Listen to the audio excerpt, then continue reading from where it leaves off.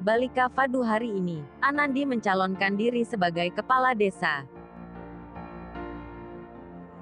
Di malam hari Jagdish menelpon Anandi. Anandi mengucapkan terima kasih pada Jagdish karena telah membantunya. Anandi juga menceritakan bahwa Sravan juga sudah ditangkap dan Sravan melakukan itu atas perintah dari putra Hetsing. Jagdish mengatakan bahwa cinta keluarga akan menyembuhkannya dari trauma. Jagdish meminta Anandi untuk selalu berhati-hati dan menjaga dirinya. Mereka menutup telepon. Ketika Jagdish berbalik ternyata Ibu Gauri sudah berdiri di belakang Jagdish. Dia mengetahui siapa yang ditelepon oleh Jagdish. Ibu Gauri mengatakan bahwa kejujuran dan kesetiaan sangatlah penting dalam sebuah hubungan. Dia meminta Jagdish untuk tidak menyakiti Gauri terlebih lagi saat ini Gauri sedang hamil. Jagdish meminta ibu mertuanya itu untuk tidak memanggil wanita lain pada Anandi karena dia mempunyai hubungan dengan Anandi. Ibu Gauri mengatakan jika Gauri akan semakin hancur jika dia mengetahui Jagdish masih berhubungan dengan istrinya yang lain. Keesokan paginya di rumah Singh, kepala desa datang berkunjung. Kepala desa berdiskusi dengan Fasan dan Byron tentang masa jabatannya yang masih beberapa hari lagi.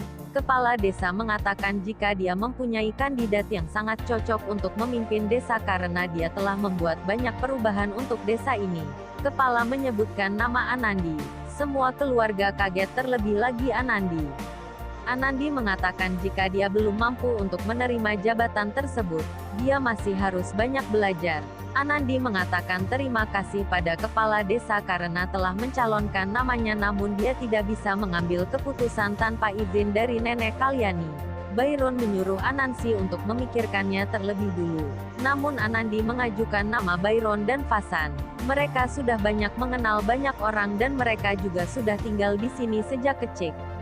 Fasan menolak dengan alasan mereka sudah sibuk mengurusi bisnis keluarga. Fasan meminta Anandi untuk tidak melewatkan kesempatan itu.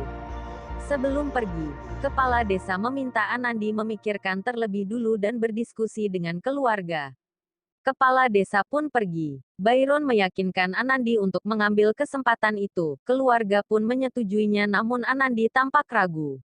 Di rumah Hetsing, anak buahnya memberitahu jika kepala desa mencalonkan Anandi untuk menjadi kepala desa yang baru. Hetsing merasa terkejut. Hetsing mengatakan jika dia tidak akan membiarkan itu terjadi dia akan menghalangi itu apapun yang terjadi.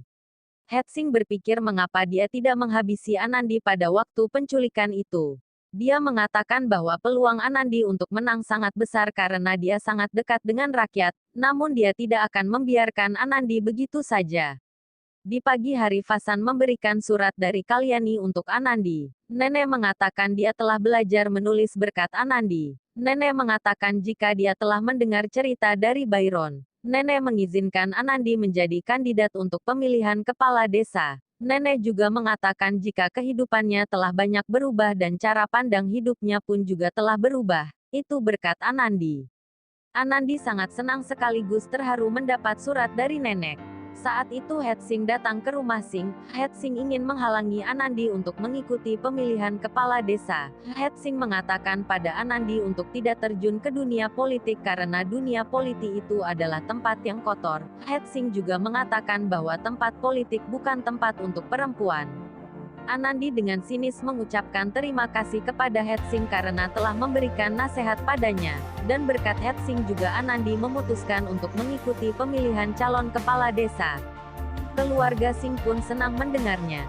Hetsing pun terlihat marah. Sebelum dia pergi dia mengucapkan selamat datang ke dunia politik yang kotor ini pada Anandi. Hetsing pergi.